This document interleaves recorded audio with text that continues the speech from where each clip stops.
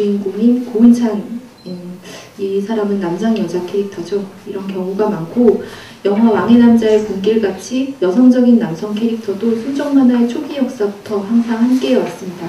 이처럼 성 역할이 불분명해진 캐릭터는 사회적으로 요구되는 역할에 대한 탈출과 해방을 상징하는 그런 역할을 하고 있습니다. 여성과 남성에 대한 경계가 지워지는 중성의 발달은 이후 여성향 판타지가 극단으로 가서 꽃피운 독립계열 작품군의 형성에 영향을 미치게 됩니다. 이 주요 욕구는 사랑입니다. 창세기 3장에는 인류의 타락에 대한 역사가 나옵니다. 거기서 금지된 선악과를 따먹고 아담에게도 이를 먹게 한 이는 여자였습니다. 하나님은 그녀에게 내가 내게 잉태하는 고통을 크게 더하리니 내가 수고하고 자식을 낳을 것이며 너는 남편을 사모하고 남편은 너를 다스릴 것이니라 하셨습니다. 이 말씀은 여성의 수고로운 현실을 가장 잘 설명하는 말씀입니다. 현모양처로 우리가 알고 있는 여성의 전통적인 역할도 말씀과 같이 출산과 가정의 헌신이 있습니다. 순정 만화가 가진 현실의 유고도 이에 대한 유고입니다. 그런데 순정 만화에서 가장 강조되는 것이 또한 말씀이 있습니다. 그것은 사모입니다.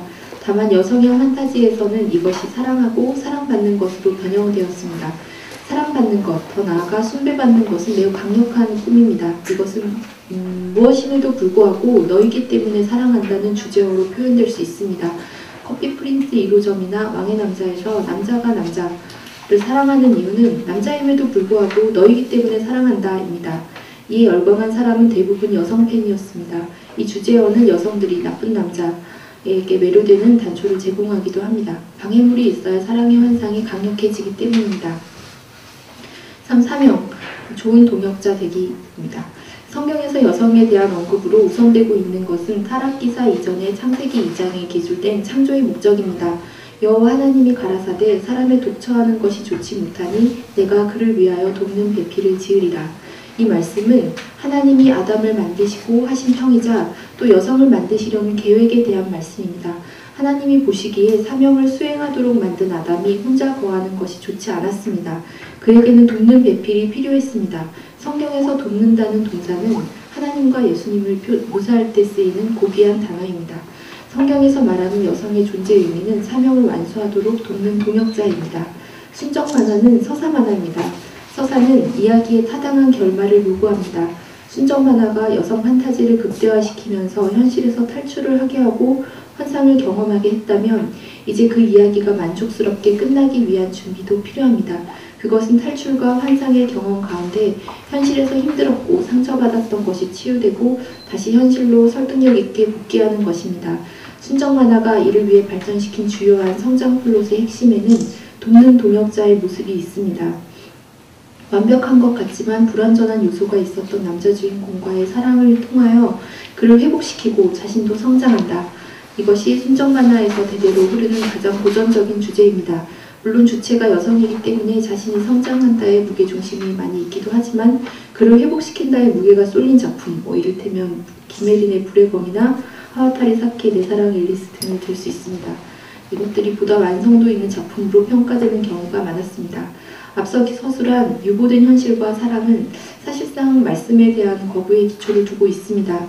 저는 순정 만화를 강의하고 공부하면서 말씀과 대치되는 이 지점들 때문에 많이 고민을 하였습니다. 이러한 독에 제가 많이 중독되어 있다는 발견도 힘들었습니다.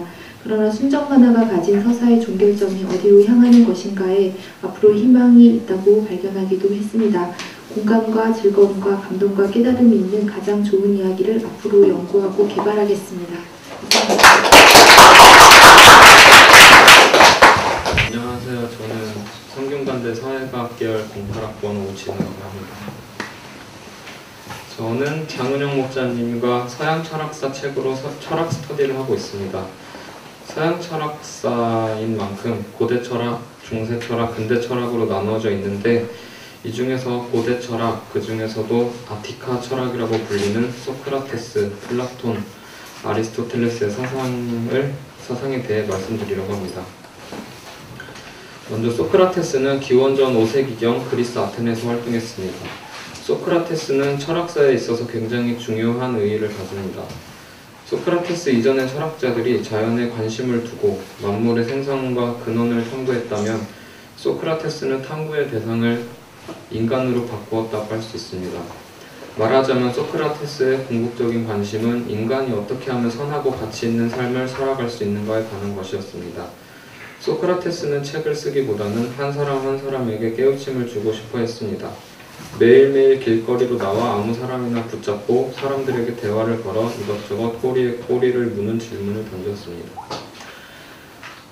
끊임없는 질문을 통해 사람들은 자신들이 그렇게 생각 없이 살아왔다는 것을 깨닫게 되었고 자기 자신에 대해서도 제대로 모르고 있다는 것을 알게 되었습니다. 그래서 나온 말이 너 자신을 알라입니다.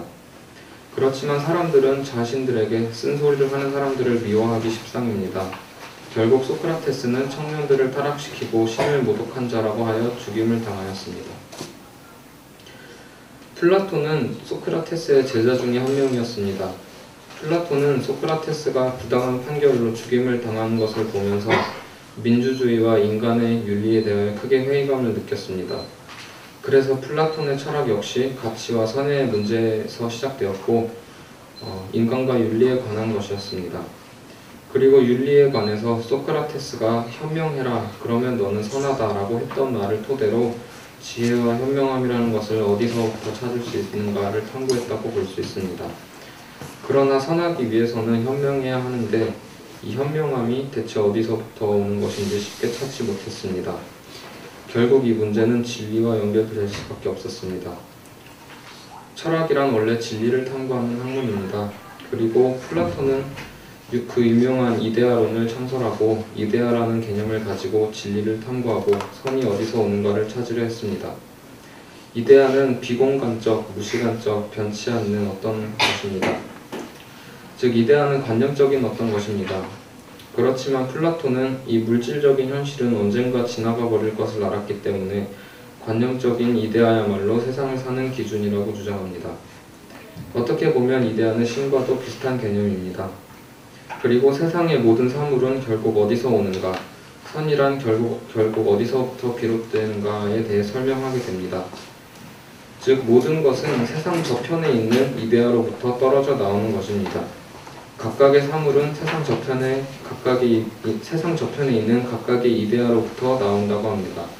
예를 들어 책상은 책상의 이데아가 있고 선은 선의 이데아가 있다고 보는 것입니다. 그리고 현실로 내려오는 과정에서 망각의 강을 건너면서 이데아의 본래적인 모습을 조금씩 잃는다고 합니다.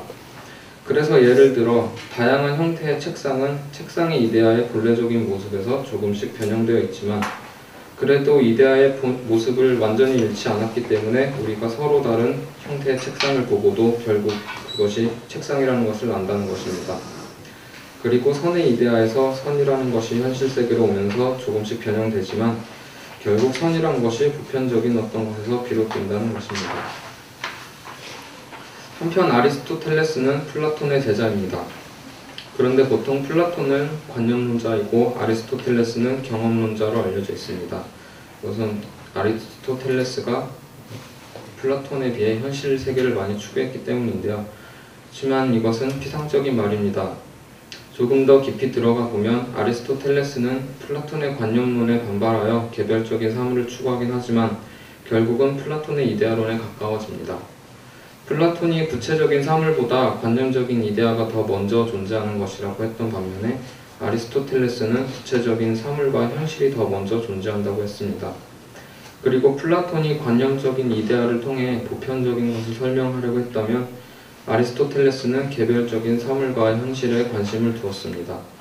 그래서 아리스토텔레스는 세상의 저편에 있다고 하는 이데아를 오히려 각각의 사물 안에 내재되어 있다고 주장합니다. 또한 아리스토텔레스는 이데아란 것이 사물보다 먼저 존재하고 있다는 것에도 비판합니다. 이데아란 이미 존재하는 것이 아니라 인간이 머릿속에서 이성적인 활동을 하면서 이데아란 것을 알아가는 것이란 말입니다.